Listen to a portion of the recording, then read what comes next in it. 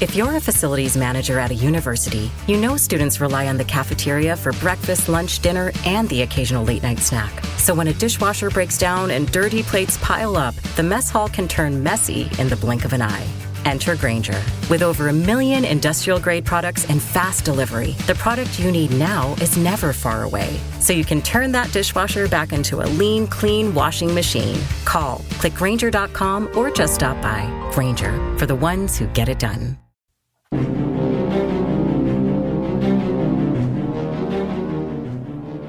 This thing was standing broadside, looking right at us.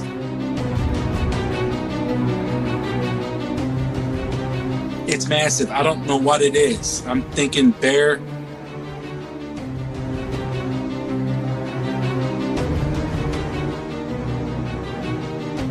After I saw that and I looked at Buddy, he's like, oh, we're dead. This is where we're going to die.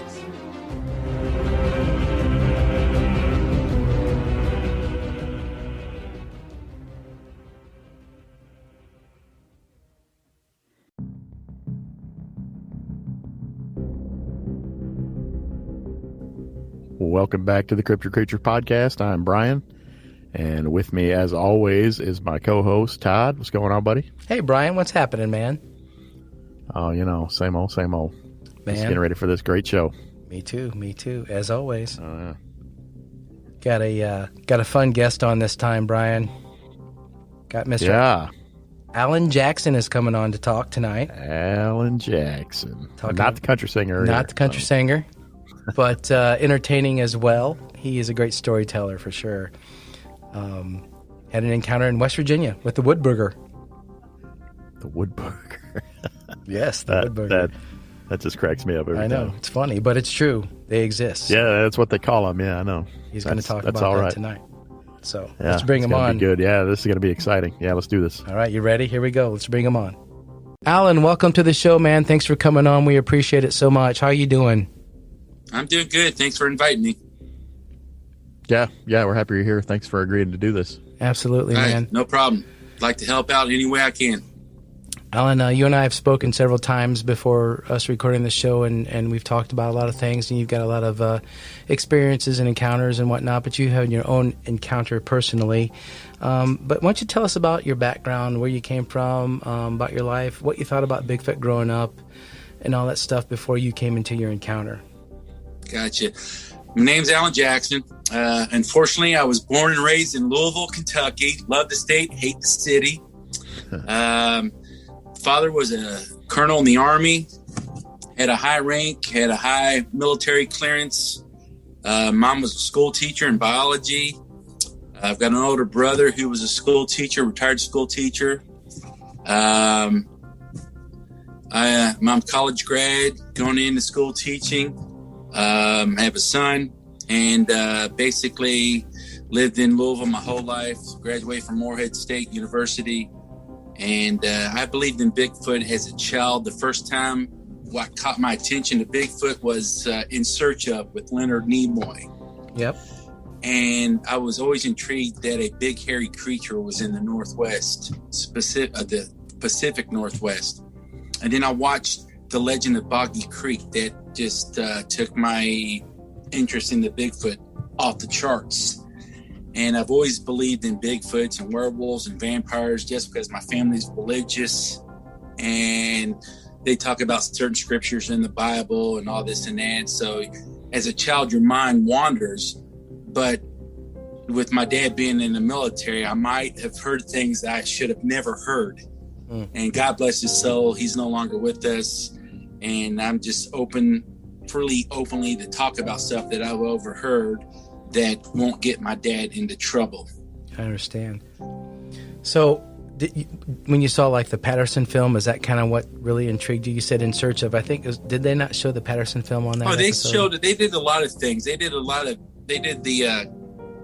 Patterson and Gimling film. Yeah. And then they did some other expeditions, and it just intrigued me that I knew who Leonard Nimoy was. He was Spock. I always called him Spock. Right. But it intrigued me. I'm an outdoors kid. I love hunting and fishing and camping. And then I saw this and realized, oh my God, there's a huge something out there. As a kid, it just intrigues you. Right. I remember watching that on the big square cabinet style TV box that back in the day, the old In Search Of. I think it came on like Sunday nights or something like that. But yeah. Yeah, it seemed like it was like in the 70s or 80s. 70s for sure, yeah. And maybe some 80s and it too. just intrigued me. Yep. So tell us what happened. You grew up and you got a little bit older and you're out in the woods and had an incident, so to speak, or an encounter. You want to break into that and tell us about what happened? Or yeah, so like I'm a city boy with country blood in me. On my mom's side, one of her grandmothers was a full-blooded Cherokee Indian. On my dad's side, we're German, but I love the outdoors. I love the woods, and half of my childhood was spent in West Virginia on my dad's side of the family. And though my mom lived in West Virginia, she was born in Kentucky, around Corbin, Kentucky. And I just love the woods. I love fishing and hunting. And every time I went to West Virginia to visit my grandmother and my cousins, I'd always go out in the woods. And I always, as a kid, even in high school, always, hey, Kentucky, we like shooting basketball. So I'd be outside in front of my aunt and uncle's house shooting basketball at like 9, 10 o'clock at night. And people would come out like, hey, you need to get inside it. The booger will get you. I'm thinking the boogeyman. I'm not thinking the mountain booger or the wood booger, which is a 10-foot, hairy, Bigfoot-like creature. It never dawned on me until 1991 when I had my encounter, and it forever changed my life. Yeah, I've heard about that. The booger man will get you out there. That they're not kidding. That it's not just a false kind of thing. I heard that as a kid too, but I always thought, well, parents tell you that to scare you, to make you not go in the woods. But they're real, right? Well, yeah, I found out in October '91 how real these things are. Okay. Again, from the city, when you hear booger, the booger will get you, you're thinking the booger man, the boogeyman, right. Never dawned on me it's a Bigfoot-like creature. But October 1 Friday, I realized what they were mentioning as wood booger or mountain booger. And it just, when you think of these things, you think Pacific Northwest. You think Northern California, Oregon, Washington, British Columbia, Canada. You don't think West Virginia. No, you don't. And I spent a lot of time in West Virginia myself as a kid. And I remember my dad did not want me spending time up in the mountains. I'd love to climb the mountains. I'd get as high as I could, as far away as from the house. I mean, my grandparents' house, I mean, it would be like the size of a screw head or smaller, like a pinhead, where I could see that. But then I hear my dad yelling, he would not let me go too far in the mountains. I'm like, well, why? There's nothing here. I mean, I'm watching out for snakes. You're not going to run into a bear, but, I'm always wondering why they would never let me drift too far off in the mountains. There's a lot of bears in West Virginia. Yeah, there are, but you don't see them too often. And the county that my family's from in West Virginia is Boone County. And when you hunt in West Virginia, if you're allowed to take a second bear, your first bear has to be in Boone County because they're overpopulated. Oh, really? Yeah. So where we hunt at today is in Greenbrier in Nicholas County, West Virginia. So if we bear hunt and we get an extra bear tag, we have to go to Boone County to kill our first bear. So it's just like, I don't want to go back to Boone County. I love it. I love the people there. I still have friends there, but 91, I'm done. So why don't you tell us about that story? Well, at the time I played college football for Union College. I transferred to Morehead State. And the opening day of bow season was on October of Saturday. And we decided to drive down Friday to, go bow hunting the next morning. And where my family's at, some of them own coal mines or they're foremen at coal mines or CEOs of coal mines. And I had, permission to go on certain properties. And this happened to be our family property that their coal mines are on. And me and a friend of mine from that area and a friend of mine from Louisville, we all decided to go up there and at night decided to go up to find the specific fields that we were looking for to find where the deer were feeding, bedding, and their movement. So we started walking. We walked around the bend of the mountain. We're now the headlights of the truck. We're now in complete darkness. We're walking on a coal mine road on family property. We got a 20-foot rock wall to our left, 4 to 5, 6 foot berm to our right, which leads down in the valley. It wasn't a drop off. It was more of a 45 decline. We're walking, we're just cutting up, me and Buddy are cutting up. And it was probably 10, 15 minutes in of walking, going like this down the road, bending left, bending right, that I just looked up the full moon and I'm like, I'm going to mess with Buddy here. And I was like, hey, you ever seen that movie American Werewolf in London? And he's walking, he's kind of like looking at me, he's like, no, what? I was like, you remember in the beginning of the movie, the guys are walking in the moors and they say, don't get off the road. He's like, oh man, don't go there. Please don't. It's a full moon. I get scared easy. I was like, you remember about the werewolf and them getting attacked? And I'm starting to freak out Buddy a little bit. He stops like, hey, listen, if I'm going to walk with you, you need to stop this shit. I'm like, okay, all right, I'll stop it. So we're walking. It was probably 5 or 10 minutes later, we heard like a growl, and we both stopped in our tracks, and we're both looking at each other, and he's like, you had to say it, you jinxed us. Well, it was a jet. You know how jets go in the sky and they roar and it sounds like a creature roaring? Right. And we're like, looking up and realize it's a jet, and we're like, oh God, thank God it's a jet. And we're like freaking out. We're like, woo, it's a jet. We're like, oh my God, you're freaking us out. And we're like, oh, we're starting to laugh. It's like, okay, or we're getting scared for nothing. And he's like, don't prank us, don't mess with us, you're going to jinx us. So we started walking a little bit further, and we probably walked another 5 or 10 minutes. And we're still cracking up. He's like, no, don't freak with me. I get scared real easy. And I was like, all right, buddy, I won't mess with you. And we're just talking about finding the fields. And it was about 5 or 10 minutes later, we heard the same roar.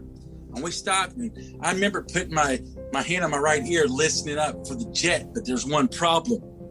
There was no jet flying by. And we both looked at each other and like, you heard the roar. He's like, a growl. He's like, yeah. I was like, I don't hear a jet. I don't see a jet. He's like, you jinxed us. You messed with us. You had to say the American Werewolf in London stuff. You just jinxed us. So we started looking around. And we're looking around at the ground level. All right. And we don't see anything. And we can see visibly, it was like one of the fullest, brightest moons I've ever seen. We don't see anything. And it's just like we're thinking our mind's playing tricks on us. We're both laughing. It was like, okay, all right, we're freaking out for nothing. Let's just keep walking. We kept walking. And as we're walking, I should have realized, and what they say when these things come around, that you smell them. The first thing you do is you smell them. I didn't smell anything. Number 2 is you don't hear any other creatures. And we didn't hear any other creatures. You didn't hear the owls. You didn't hear the crickets. You don't hear mice, possum, raccoons, coyotes. You don't hear or see deer. We saw and heard nothing. And that should have been the first telltale sign of get the hell out of here. But I wasn't thinking, because I thought the fields were closer, but they were actually farther in real life. They were like 7 miles away from the top gate. I thought they were only like maybe a mile and a half. So I was walking for no reason. And it was Buddy that said, I don't hear anything. I'm like, that's a good thing. It's like, no, I don't hear any animals. We don't hear owls or nothing. And I was like, okay, maybe they're asleep. Not thinking of me being a biology guy that they're nocturnal. So we're walking a little bit further, and Buddy kept on telling me he thought he heard something, like something was walking with us.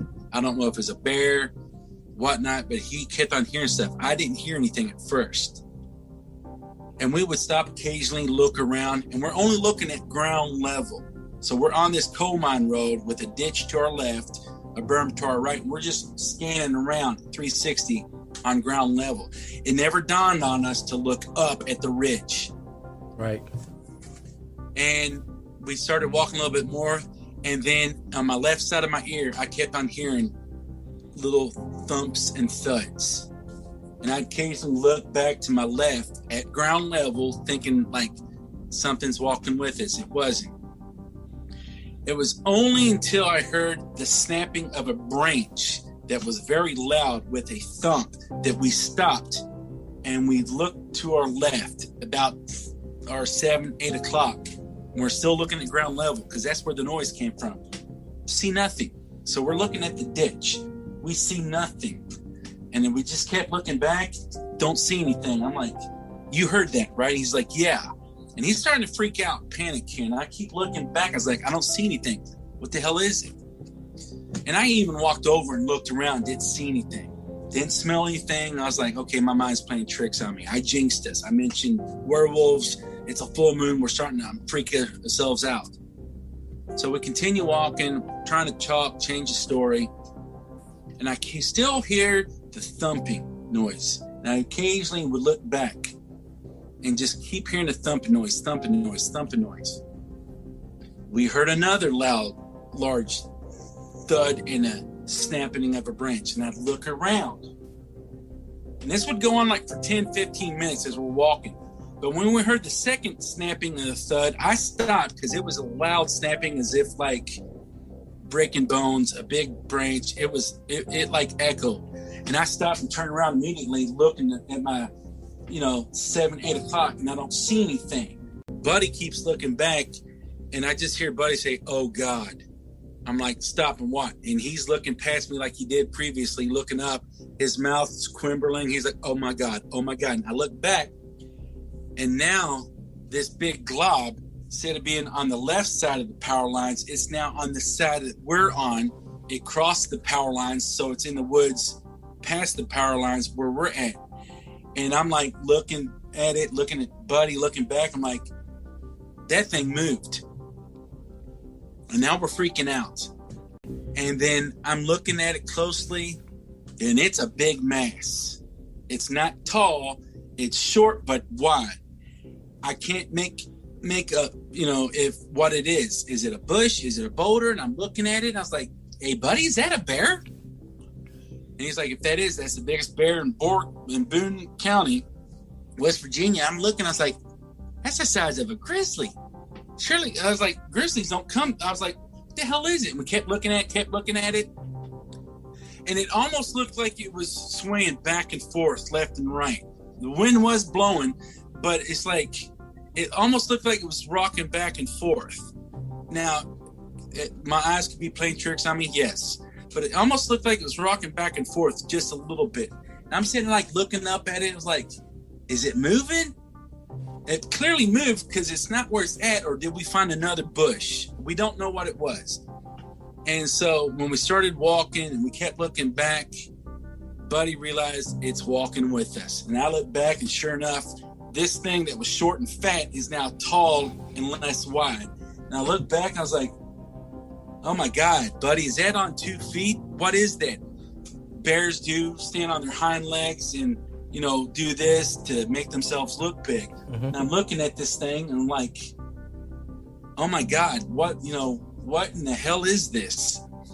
It's only when I realized as we're still walking forward, looking back, that this thing's now walking on 2 legs, and it's taking its left arm and right arm, moving a tree either left or right. So it was swaying like this and that, moving trees going like this up a ridgeline above us. And then it dawned on me, that's not a bear. And your viewers are going to laugh when I say this because I jinxed this in the beginning. It's a full moon. I mentioned the American Werewolf in London. The first thing in my mind, this is going to sound goofy and stupid. At the time, you just got to remember our mindset. I'm thinking, oh my God, it's a werewolf. These things really exist. No, I don't think that's crazy at all because I've heard of the Dog Man, and I've told Brian 100 times, I'm scared to death of werewolves.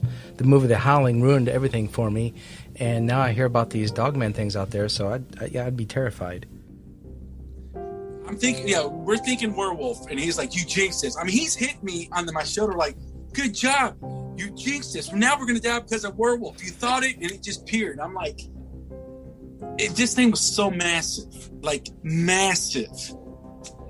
And when you see a werewolf, in the movies, they're like tall and slender. This thing was like massively wide and tall. It's just like, the hell is this?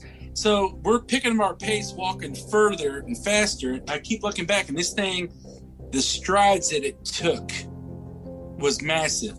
And as it take a left step, it took its left arm and moved a sapling. We're talking saplings this big, moved them like this as it stepped over. So it would move a sapling to the right, hanging over the ledge as it took a right step. So if it stepped left, it would go like this. If it stepped right, it would go like this. It was the weirdest thing I've ever seen. At that time, Alan, did you think Bigfoot then at that time, or? No, I didn't think Bigfoot. And my mindset, I'm thinking werewolf because it's a full moon, because the full moon is literally right, to our 2 o'clock. Mm-hmm. And I'm just like, oh dear God. Because the way we were going at the mountain, because when it came down off, the moon is now behind us because we were taking left of the bend when it came off the mountaintop. So the moon was behind us at that time. But this time the moon's at our 2 o'clock right here to, my right, 2 o'clock. This thing is back at my 7, 8 o'clock. And we're walking, and this thing's walking with us. And each step you could hear the thump. And in a weird way, you can almost feel the vibrations of the thump, though it's 20, 25 feet up, probably 20 yards off. You could hear the thump. And it was just like, I keep looking at Buddy. I'm like, do you feel that? He's like, I'm trying not to think about this. Let's just get the hell out of here. He's freaking out.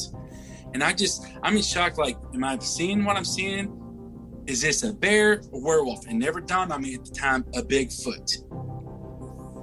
So we continuously walk, and this thing continuously follows us. And we keep walking. And I was like, Buddy, pick up the pace. Try to fast walk as fast as you can. Don't run, because creatures, if you run, they like to chase. Just keep walking fast. So he's walking fast as he can. I'm walking fast. Each step, this thing's making ground on us. Like, we're walking fast. 6 to 10 of our steps is one of its step. So it's like getting closer to us, to our left. And it's a point, it's almost to our 9 o'clock. And I keep walking. And I noticed there was like boulders and stuff or rocks up here that it was going to have to either go left or right of. And so we're walking and we're making ground on it. And I just noticed that it was going up. The ridgeline was going up to around 30, 40 feet, but it would start dropping off closer to our left. As far we're walking, the ridgeline's coming down at us. And I keep looking up to my left above or ahead of me and realize this thing's going to be at ground level with us, because the mountain starts coming down towards leveled with the road. And I'm like, oh shit, this is where we're going to die at. And I looked at Buddy. I said, look to our left. He's like, oh God, we're going to die. I'm like, we're going to have to stop and turn around, because eventually this thing's going to be at ground level with us. And it's massive. I don't know what it is. I'm thinking bear or a werewolf. Never dawned on me Bigfoot. So we continuously walk, and this thing continuously follows us. And we keep walking. And I was like, Buddy, pick up the pace. Try to fast walk as fast as you can. Don't run, because creatures, if you run, they like to chase. Just keep walking fast. So he's walking fast as he can. I'm walking fast. Each step, this thing's making ground on us. Like, we're walking fast. 6 to 10 of our steps is one of its step. So it's like getting closer to us, to our left. And it's a point, it's almost to our 9 o'clock. And I keep walking. And I noticed there was like boulders and stuff or rocks up here that it was going to have to either go left or right of. And so we're walking and we're making ground on it. And I just noticed that it was going up. The ridgeline was going up to around 30, 40 feet, but it would start dropping off closer to our left. As far we're walking, the ridgeline's coming down at us. And I keep looking up to my left above or ahead of me and realize this thing's going to be at ground level with us, because the mountain starts coming down towards leveled with the road. And I'm like, oh shit, this is where we're going to die at. And I looked at Buddy. I said, look to our left. He's like, oh God, we're going to die. I'm like, we're going to have to stop and turn around, because eventually this thing's going to be at ground level with us. And It's massive. I don't know what it is. I'm thinking bear or a werewolf. Never dawned on me Bigfoot. And we just stopped, and it stopped. And we decided right then and there we're going to turn around and walk. And what I failed to tell your viewers and you at this time, as we're walking, Buddy's like, you know how when you're with your wife or your girlfriend, if they're walking on your right side, they take the right side of your arm, wrap their arms around. But he's wrapping his arms around me and he's digging his fingernails inside of me because he's scared. Okay. So he's digging his claws in the right side of my forearm and bicep because he's freaking out. So when we decided to stop and turn around 180, now he's to my left. So now the mountain's to our right, the ridge is to our right, and the berm is to our left. So Buddy grabs my left arm and does the same thing. So he's like embedding his fingernails. He's squeezing me. I mean, he's breaking skin on both arms. He's that freaked out. So he's grabbing me, just taking and just his fingernails in. He's not letting go. Yeah, he's freaked out. I mean, he's like, somewhere in the process, I heard him quoting the Lord's Prayer. That's how scared he was. Okay. All right, that's not a joke. We laugh about it now. It's like we laugh about it, or like me and Gordo, because after this night, I've never seen or heard from Buddy ever again. All right, wow. This night put him in a loony bin. Kid you not. So he's gripping onto me. You know, I'm like telling him to loosen up. Now this thing is at our 2 o'clock. The moon is now kind of at the opposite direction at our 6 or 7 o'clock. You guys turned around. We're going back up because you didn't. Yeah, we're turning back around, going towards the truck where we came from. Okay. This thing was standing broadside, looking right at us, and Buddy to my left was like, "Oh my God, it's staring right at us. Oh, it's watching us. Its head's turning." I'm like, "Just don't look at it. Keep your face forward. Just walk. Let's walk past it. Let's like walk as if we don't know it's there." So as we're walking past it, Buddy decides to look at it. He's like, "It's staring right at us, watching us. I can see its eyes looking at us." I'm like, just keep walking. Don't make any motions to piss it off. Let's just keep walking. So now we've passed it. Now it's back to my 5 o'clock, 4 o'clock. We're walking past it. Now to my right at my 2, 3 o'clock is the power lines. And I'm like, "All right, Buddy, look back. See if it's moving." He's like, "No, it's not. It's still standing there. Now it's pivoting towards our direction." I was like, "That's good. Let's just keep walking." So we're walking now past the power lines. The power lines are above us. The clearing's to our right, up the mountain. So we're walking past past it, I should say. Buddy's looking back and he grabs me and squeezes even harder. He's like, "Holy shit, it's walking. It's walking in our direction." I look back and then sure enough, it's walking in our direction. I'm like, oh God. If we can just get in the headlights of the truck and just run towards the truck, we'll be all right. I think us being in the beam lights of the truck will be all right. Let's just keep walking a little bit faster. Now I can hear it walking. I can hear the thumps and thuds. I can hear the snapping and cracking of the branches. It wasn't making that earlier. It's like now walking with haste, fast. And you can just tell by the pace of the steps and the thumps and the snapping and cracking of the branches and twigs that it's just hurrying. I don't know what else to call it. So as we're walking, I look back, it's walking through the clearing. When I saw it walk through the clearing, I saw the massive size of it. Its arms would hang down. Its arms would kind of, hang below its knees, walking like this. How it walked, it was weird. It would like take its left leg, curve inward and outward. Its right leg would curve in and then outward. It would walk like this. Like a zigzag motion. Swing its leg in and out as it steps, is what you're saying. Right. Its knee would weird. Come into and its the arms middle. Would follow the same direction. But it would be on the side. So if it stepped left, it would like its left arm would do the same motion. You know how we walk with left leg, sometimes our right arm will come forward. Right. This thing would walk, if it did with its left leg, its left arm did the same thing. It was weird. Okay. Weird. I've never seen anything walk like this. Okay. It would just sway. And it would kind of like do this when it walk. Do what? So when it walk, it would kind of go like this. When you say this, people can't see. We're on video, but people. So it would like it would take a left leg, step forward, left leg would come in and go out along with its arm. As it would do this, it would like go down low and come up high. Okay. But still, when it came down low, it was still over 7.5 foot tall. Okay. So, wow. And it's picking up its pace because it would do the motion faster. And I'm like, just keep walking faster. So once we got... Well, let me stop you right there for a second. People say when they see these things walk, it looks like they're almost what's it called, cross country skiing. Did it look like it was doing a motion like that? Yeah, it looked like it was a cross country skier, but the difference is if your left arm is it's just it wasn't doing the opposite arm leg. It was doing same arm, same leg. It was doing the same arm.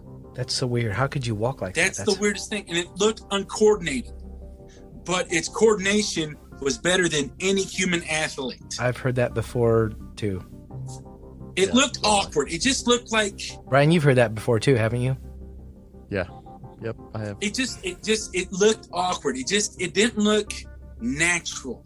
But it was natural for this thing, because this thing's coordination skills... Listen, I played high school and college football. I was a gifted athlete. What position were you? What position did you play, by the way? In high school, I played left tackle, tight end. College, they wanted me to play defensive end, but I was like an awesome tight end. I had the speed of defensive ends and linebackers. What size are you, Alan? I'm 6'3". At the time, I was 6'3", 240. So I'm now 6'3", 270. You're a big guy. You're a big guy, so yeah. You know what this thing... It's unheard of to see a white guy this tall that can run a 40 less than a 5, but I did. Nice. But now I couldn't do it in less than 6 seconds. But I wouldn't even try. I'd sprain it. I was physically athletic then. This thing made me look like I was a special needs person. The way this thing looked and moved, it looked awkward, but the flow and the athleticism this thing had it's science and biology has a lot of explaining to do. Okay. All right. Yeah. So once it got past the clearing, it stopped. For some reason, don't know why, we kept walking. Buddy looked back and said it stopped. I was like, good. And we're making ground on it. It was probably, I'm guessing, 20 to 30 seconds later, we hear this god-awful noise, and we stop in our tracks. We immediately both turn to our right back at this thing. And this is where I cannot believe what I saw. It's like all motions and feelings all wrapped in one. It was the coolest thing I've ever seen. It was the scariest effing thing I've ever seen. It was the most athletically thing I've ever seen. It's the thing I can't explain that I've ever seen, all wrapped in one experience. This thing, I don't know if it growled, snapped stuff. It was just a scary noise. This thing jumped up, kid you not, and this thing was probably 20 to 30 feet high. All right. This thing jumped up, out and towards us, landed on the coal road, hit the ground, and raised completely upright, flexing its chest, going like, Hulk Hogan doing the Hulk, but not intentionally doing it, just its normal stance. And I remember looking at Buddy, and pardon me for my language, and this is exactly what I said. I was like, we're fucking dead. Yeah, because our security blanket just left. This thing, just 2 seconds ago, was 20 feet to 30 feet high, and we had a drop off the ditch and everything, which there's surely to God it wouldn't jump off. This thing did this. All right. It jumped off, jumped up and out, hit the ground, squatted, and raised up like this. And probably 10 yards, 20, 30 yards, or 20, 30 feet in front of us, there's this thing standing. And when it hit the ground, I'm still looking up at it because it hit the ground squatting, and I'm still looking up at it. When it raised up, I'm looking even more up at it, and I was like, oh, fuck, we're dead. It was like my hope, my life, my fears came true that this now thing is at ground level with us. The awesomeness of this thing, I cannot put in words and describe. You just got to be there to see this. It was just like, did I just witness and see what I saw? Because if a human did this, one of two things would have happened. They would have either A, killed themselves, or you would never walk again. This thing did this as if, like, you jumped off as a kid off your third step as a kid on the floor. This thing did it like it was that. Like nothing. And I'm just like, oh, dear God. And I remember looking at Buddy, and I'll admit to this to your viewers. This is the time I pissed myself. I literally pissed in my pants. Buddy not only pissed himself, he shit himself. Mm-hmm. And that's when I smelled. And it wasn't that I was smelling because the wind was blowing in its direction. I smelled this horrible smell, and Buddy, he crapped in his pants, literally. Yeah. I've heard that story plenty of times where people have encounters and they literally just let loose. They have no control. The fear factor took in. After I saw that and I looked at Buddy, I was like, oh, we're dead. This is where we're going to die. The first thing came in my mind was my dad, because me and my dad were real close. And I was just thinking, I was telling God, please, God, my poor dad, at least let them find my body. God, please, for my dad, at least let him have something he can put in a casket and bury me. Because I think I teared up. I couldn't believe what I saw. I was in shock. This infrasound stuff that people talk about, I'm personally going to call bullshit. I didn't get that. It was just a fear factor. I can't believe what I'm seeing. And then that's when it dawned on me, that's not a werewolf. This is a Bigfoot. And Buddy, how did you get from California, Pacific Northwest? Why are you here in West Virginia? Because when you think of these things, you only think of one. Yeah. But there's more than one. There's a lot more. And I'm just like, oh, dear God. And most people have a fight or flee mechanism. I have a fight mechanism. I've taken martial arts for 14 years. Me and my brother were good at it. I'm sitting there thinking of like what I'm going to do this thing. And I'm sitting there thinking like, you know what? I'm going to tickle it or piss it off. And, I knew it was a male because I'm sizing this thing up of what I'm going to do. Take down its knees, its muscle mass and bone density. It's just, you can't even compare it to a human. So at that time, Alan, you thought you were literally going to die. That was what you succumbed to. God, parents, at least let my dad find some of my remains so he can put in a casket. I'm thinking I'm dead. And then I'm thinking of protecting Buddy, as in I'm going to try to take its knee out so at least he can deal with me and Buddy and get the hell out, at least. But after looking at this thing, you realize, no, snapping of a twig is where this thing comes into mind. It will take branches this big, like we're like twisting toothpicks. Mm-hmm. The muscle mass on this thing was massive. Massive. Why don't you, how tall do you think this thing was? So back then the day, I could get the rim. If I couldn't dunk a ball, but I could hold on to the rim, grab the rim. The netting was somewhere in between the top of its lip to here. So the bottom of a net would be at the top of its lip, and the rim would be above its forehead, maybe a couple of inches. So 9 feet. We're talking 9 foot something. So I'm from Louisville. So anybody that's into wrestling, I'm going to give you an example. So OVW, Ohio Valley Wrestling, worked with WWE. John Cena, Batista, Kane, Undertaker, Brock Lesnar, Hall and Nash, all these guys worked in OVW. Okay. Me being from Louisville, I'd be around these guys, stood next to them, even the Big Show. This thing would make them look like children. And how I knew it was a male is because it would make John Holmes and Mr. Ed look like an infant. All right? I'm not going to use tripod. You noticed that feature. I know it would make Mr. Ed blush. Wow. And I joke about it now, but at the time I was scared. But I always talk to my friends when we talk about it. I would just always look at them and say, I'm glad, A, this thing wasn't gay, lonely, and horny. Yeah. All right? And looking for a date. And its leg muscles and its hips and thighs were just massive. And then I could see its feet. I could see its chest. I could see its shoulders. I could see its face.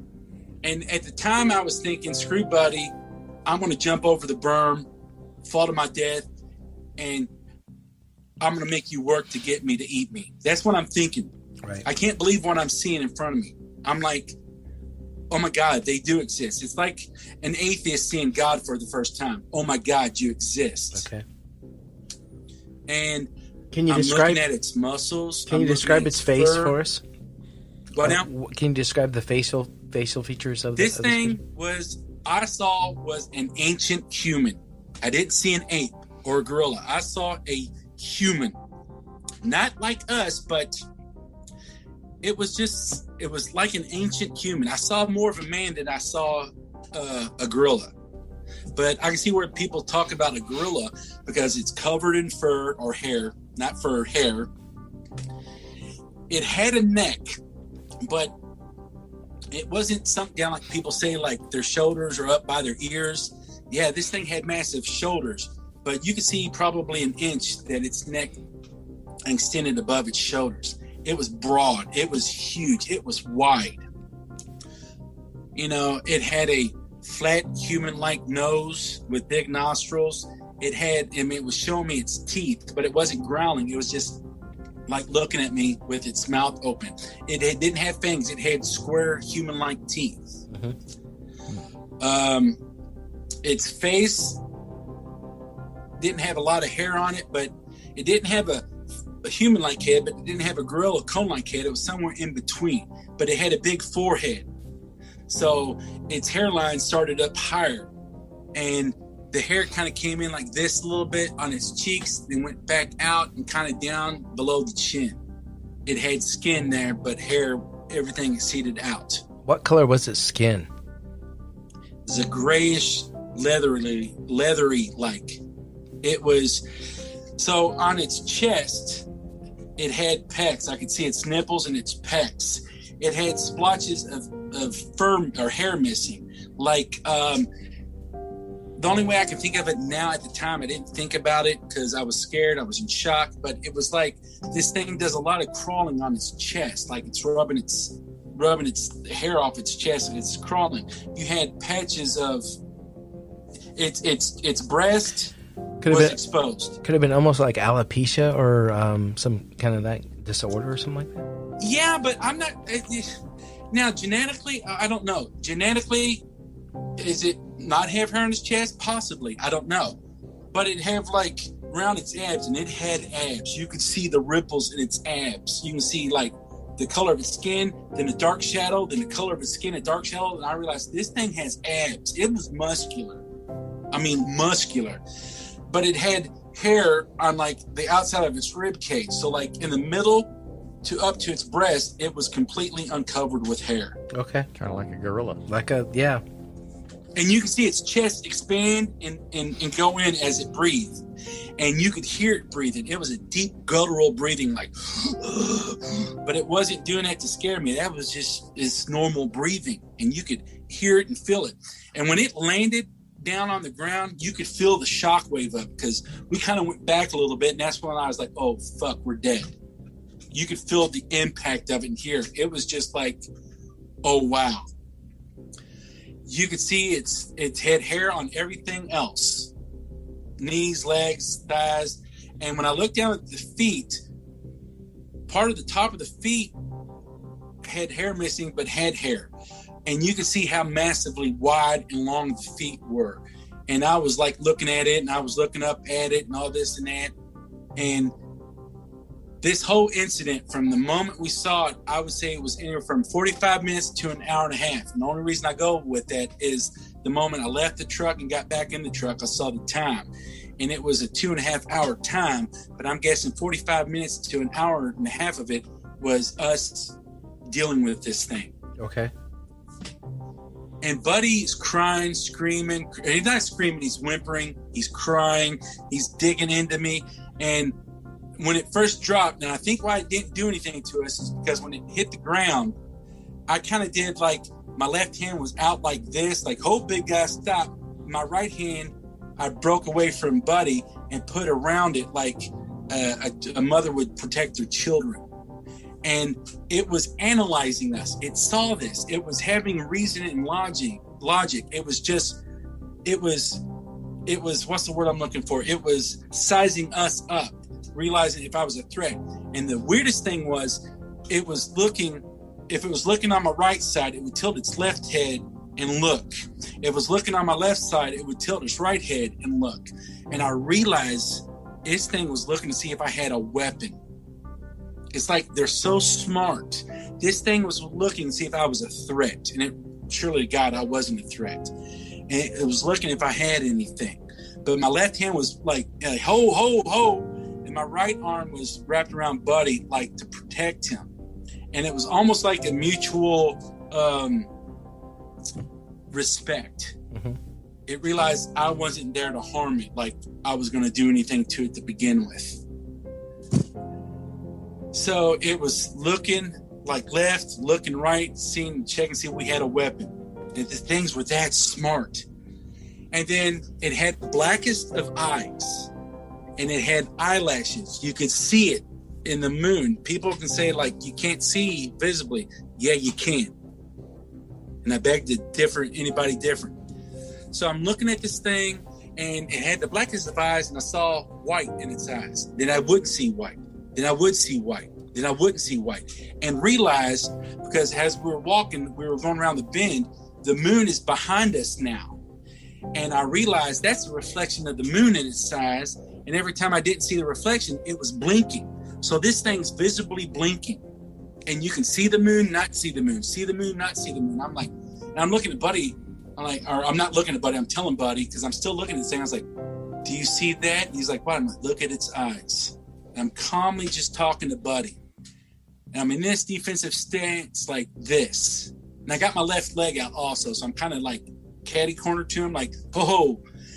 And he's like, "Oh my God, is that thing blinking?" I'm like, "Yeah." He's like, "Is that its eyes?" I'm like, "That's a reflection of the moon behind you." He's like, "Oh my God, we're going to die." The whole time he's like freaking out, crying, "We're going to die." I'm like, calm down. And this thing's just standing there, and I see its chest expanding.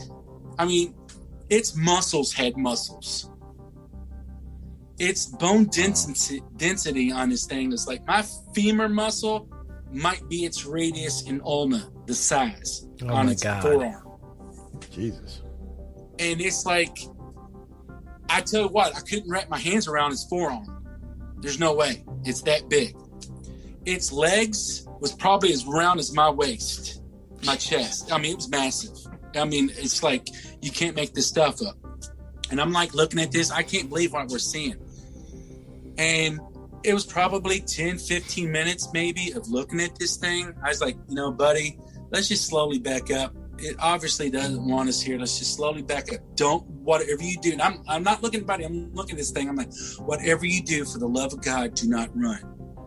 So we're starting to walk off backwards slowly. And I got my hands up like, "Oh, big guy, it's all yours. We mean you no harm." So we're slowly walking back slowly. And I'm kind of like this and a bowing, like, "I mean you no harm, master," kind of a thing.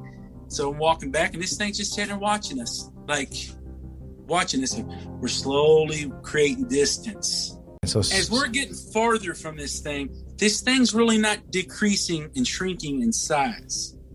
We're still walking backwards. So we're going from 20 yards to 30 yards to 40 yards to 50 yards distance away from this thing.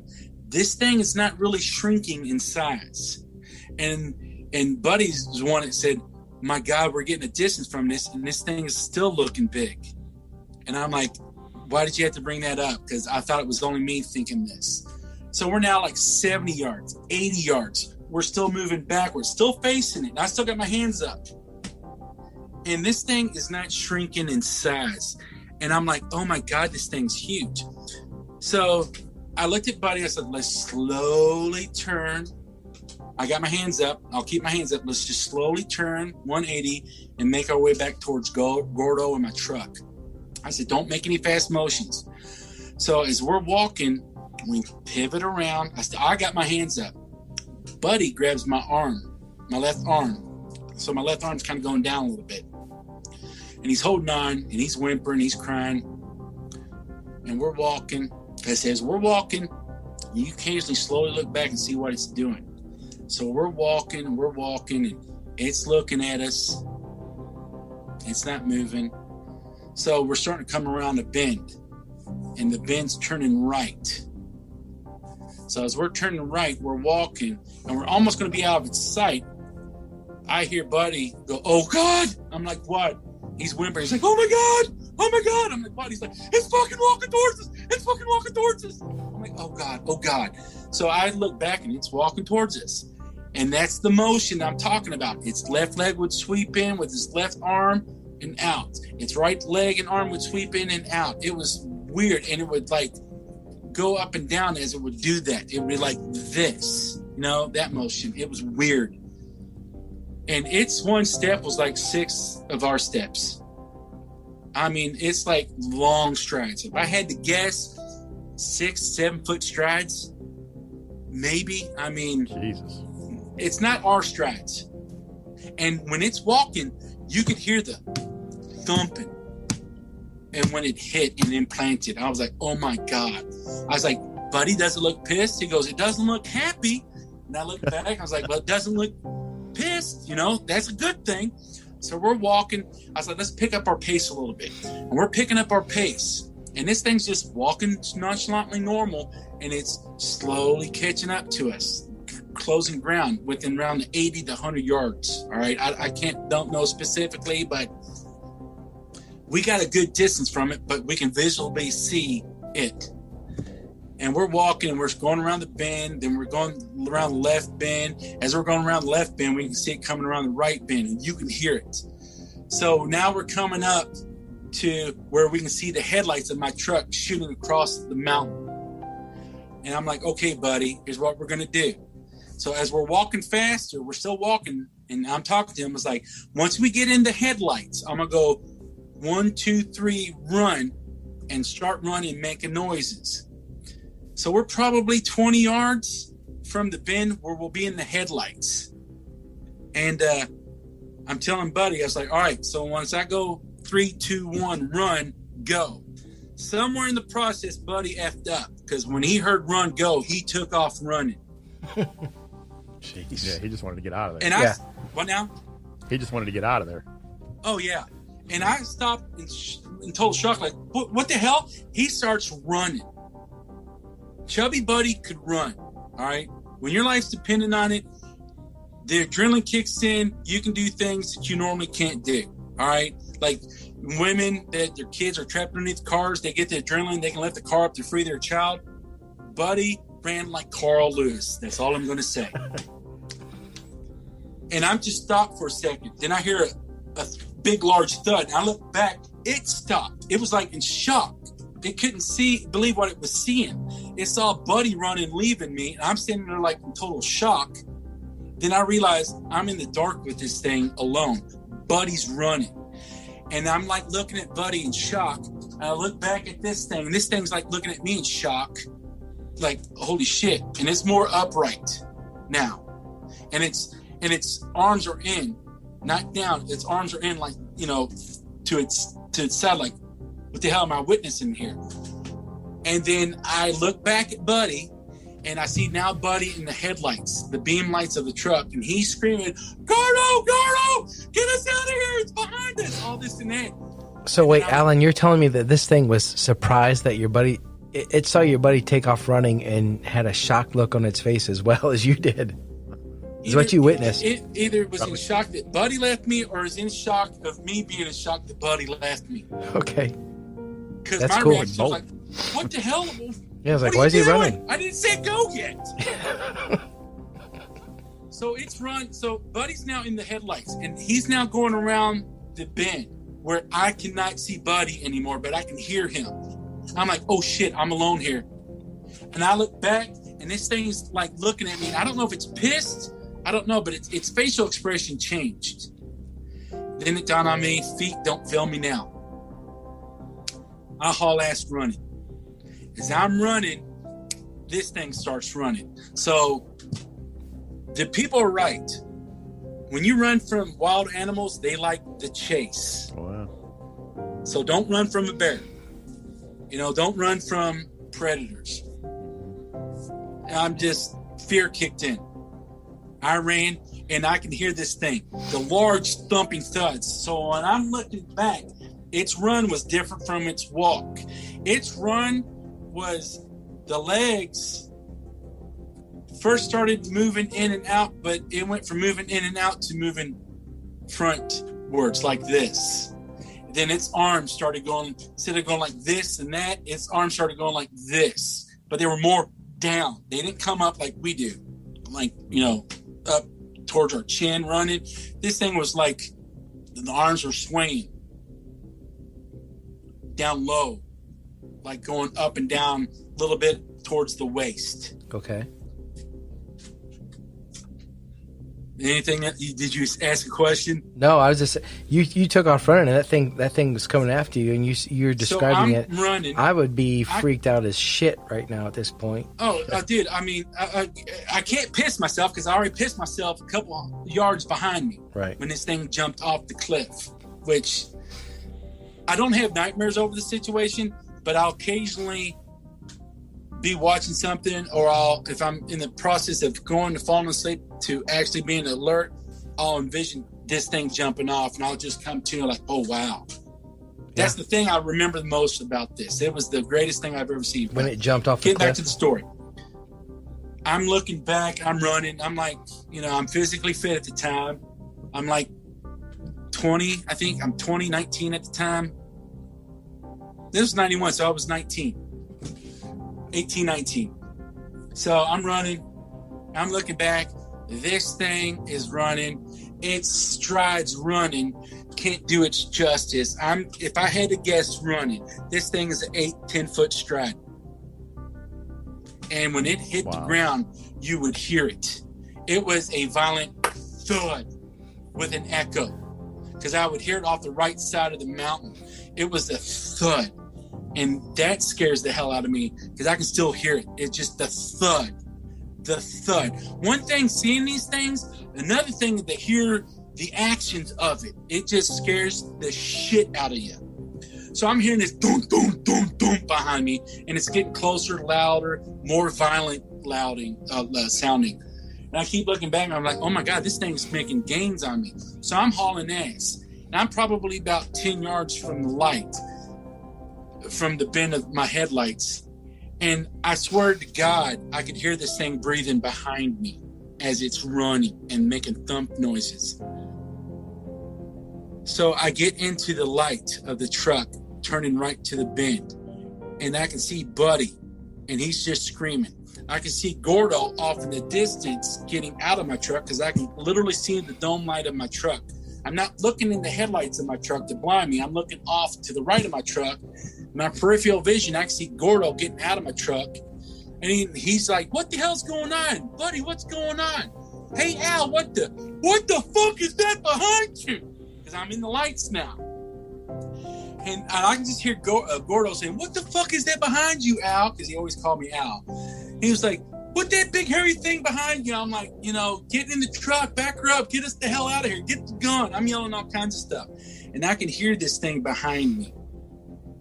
It's almost like I could feel this thing breathing on my neck, but it wasn't. But it was just, it felt like it. I could hear it breathing. And I'm catching up to Buddy. And Buddy's just screaming and crying, I don't want to die, I don't want to die, I don't want to die. And I'm getting right past Buddy. So as I'm running, I'm like right with Buddy, and I'm running, taking my left leg, kick him in his ass as I'm running. I'm slowing down, kicking him in his ass with my left leg. And I was like, Buddy, if you die, we're dead. You're dead. And it's like a bolt of energy. And he just literally took off and left me like Carl Lewis got into his body. He took off, left me. I'm running for dear life. He's leaving me. This thing's behind me. And I tell Gordo, get back in the truck, do a 3-point turnaround, and pull the back of the truck at the gate so we can jump in the back of the truck. Buddy faster than I would have ever expected him, even if he was physically fit. He got to the gate. He got over the gate like a hurdler going over hurdles. He got into the truck.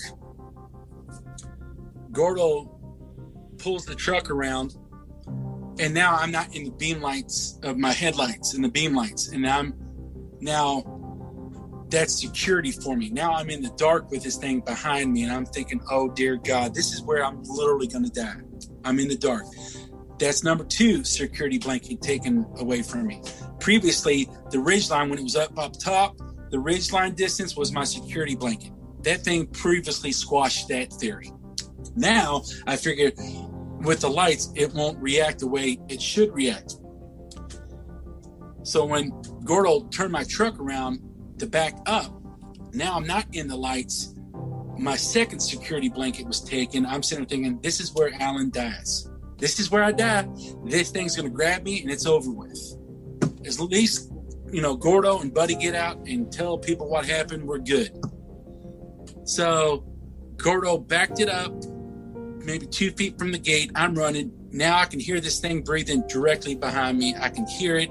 Now I feel it breathing on me, and I'm thinking, okay, this thing's literally breathing on me. I can hear the deep belt roll breathing, all this and that. I'm getting close to the gate, and I'm like yelling, drive off, because he's got my back window of my truck open, and he's screaming. It's right directly behind me because he can see it in my brake lights. I can't. I'm not turning around. I don't know how close it is behind me. I can just hear it. I'm like, feet don't fail me now. And I'm, like, God, please, if this is the time I commence my soul to thee. So I'm running. I'm getting close to the lead gate. Gordo starts peeling off in my truck. He's got, my truck's a stick shift. So as he's peeling, the back wheels of my tires are spinning because I didn't have to put it in 4-wheel drive. Rocks, dust, and dirt are flinging up on me. He's getting distance away from me. I jump with my left leg hitting the top of the pole, which was perfect. Thank you, God. As I hit it, I jump leaping into my truck as Gordo's pulling off. And as I'm going over my tailgate, I'm spinning around. I'm thinking, please don't land on my ribs on the tailgate because I'll break my ribs. So as I'm jumping in the back of my truck, I'm pivoting to where I can land in the back of my truck, like spread out. Okay. And God works in mysterious ways. There is a God. If people don't believe in God, that's your problem, not mine. But God was with us that day because I landed perfectly in the back of my truck. As I landed in the back of my truck, I hear this large thump crash, like bam. And then as I'm laying in the back of my truck looking up like this, I see an arm swipe across the bed of my truck. Like this thing was taking a swipe with its right arm as I'm diving in the back of my truck. And I'm like this, and I hear that bam. And Gordo's driving off. And I'm like, gun it, don't stop. So I can hear him going first gear to second gear to third gear. He's in fourth gear. I'm like, if you got to put in fifth gear, go right ahead. Just keep gunning. So we're getting away. And I can hear him in fourth gear, and fourth gear probably does 50 in the truck. And he's like, did we stop at the bridge? I'm like, no, you keep going till we get to Buddy's house. Don't even stop on the blacktop. And I can hear us getting back on the blacktop. I can hear us going across the bridge. I can feel Gordo take a left onto the main blacktop of the road. I can see us passing, certain encampments, the lights. I can see us passing gas stations. But you're in the back of the truck laying down, freaking out at this point. You're in the back of the truck just freaking out at this point. I'm freaking out, man. So we get to the Buddy's house, and I'm still in the back of the truck. Soon, I don't even think Gordo gets to stop when Buddy jumps out and starts screaming and you can hear him run to his house. I'm still laying at the back of the truck looking up at the stars and the full moon. Gordo's still in my truck, and you can just hear Buddy screaming inside the truck in his house. His mom and dad and his brother and sister are like, what's going on? And I'm talking to Gordo. I'm like, Gordo, you all right? And you just hear this, yeah. I was like, you sure you're all right? Yeah. I'm like, how you feel? I don't want to talk right now. I was like, fine, no problem. And the next thing I know, to my right, I see Buddy's dad leaning over. He's like, boys, you all right? I'm like, yeah, I just need a moment to myself. And you still hear Buddy inside the house screaming and crying. And his mom's freaking out. Now people are coming out. I'm like, what the hell's going on? And it's like, what's going on? And we're like, we saw it. And there's people talking. They opened, because when Buddy got out of my truck, he didn't shut the door. And I remember hearing a guy's wife's like, "Son, are you all right?" He's like, "Yes, ma'am." And I can hear her saying, "You can let off the steering wheel now." He's like, "Nope, I'm good. I'm good." She go like, you can put it in neutral and let your foot off the brakes and stuff. He's like, "No, I'm good. I'm good. I'll keep it in gear. I'm good." Because Gordo's freaking out. And I can see people on the left side of my truck bed are like, "Son, you all right?" I'm like, I'm good. I'm good.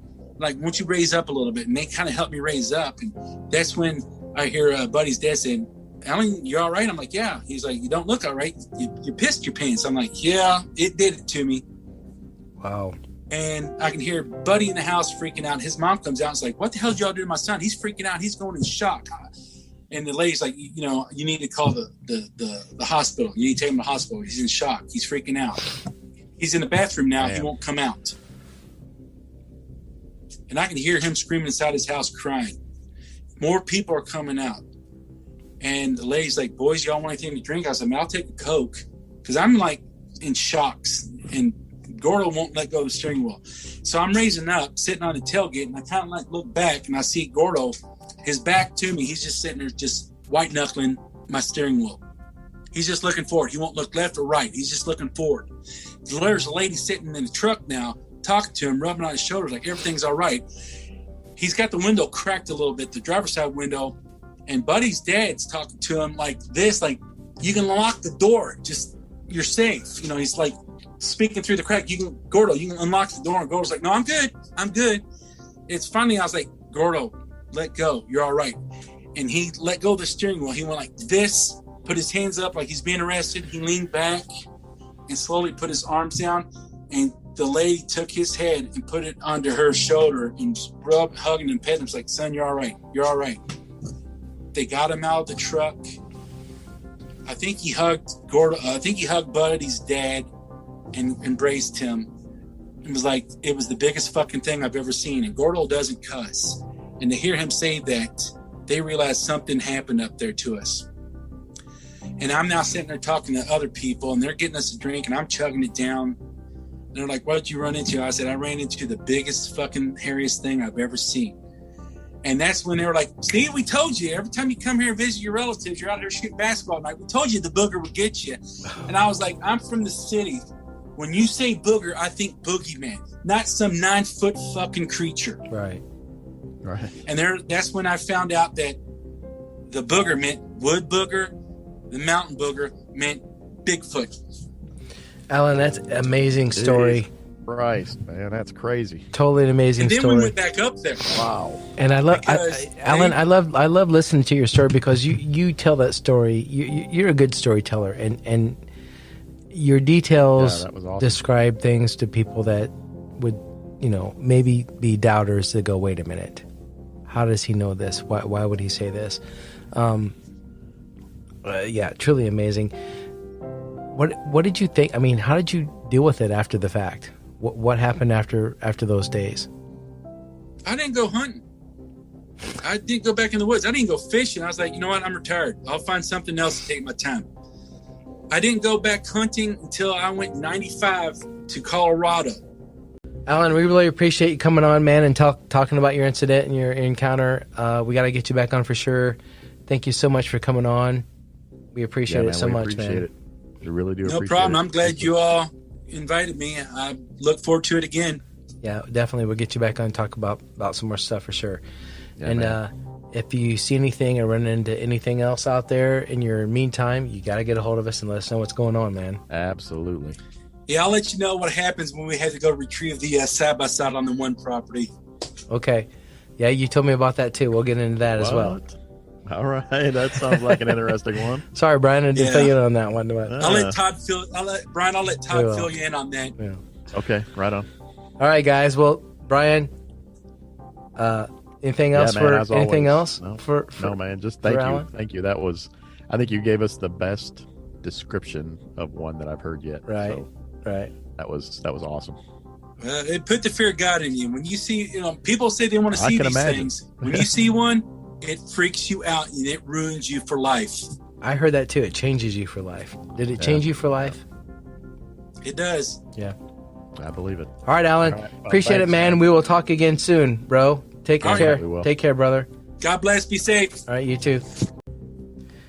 Brian, that was an awesome show. Alan is a great storyteller, as we said before. What do you think about that guy, man? Yeah, he's quite a character, but yeah, that was a great story, and it was fun listening to him tell it. Yeah, we got to bring him back on. He knows a lot more things than he's leading on to know, and he's willing to talk about some things. So I think we should bring him back on sometime in the future and get some philosophies and some other stories from him if he's willing to say some things to us, So Yeah, we can always bring him back if he's got more info. right. Be more than happy to hear him out. Right. Speaking of info, I think people should email us at info@cryptidcreatures.co, not com, to come be on the show if they've had an experience or encounter that they'd like to share with everybody. That's right. You can also get us at Twitter at cryptidcreature1. No E on the end of that. cryptidcreature1 at Twitter. And also Instagram at cryptid_creatures. Absolutely. And we have a Facebook page. Come be our friend as well and join our group. That's right. We'll post special things on the group and special encounters and let you know about upcoming episodes.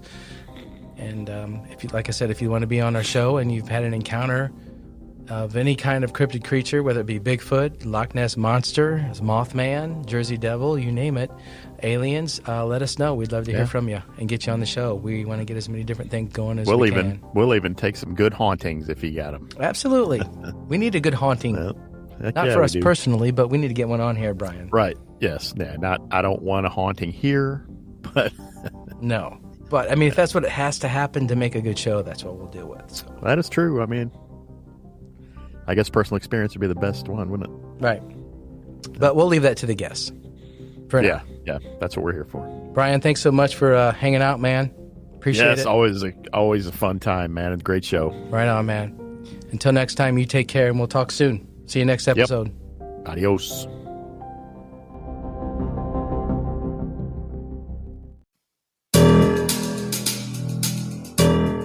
Hey guys, it's Todd from Cryptid Creatures. Have you ever thought about making your own podcast? If so, you got to use Anchor. That's Anchor. The cool thing about Anchor is it's free. There's creation tools that allow you to record and edit your podcast right from your phone or your computer. They'll distribute your podcast for you so it can be heard on multiple platforms like Spotify, Apple Podcasts, and many more. You can make money on your podcast. The more people that listen, the more money you can make. It's everything you need to make a podcast all in one place.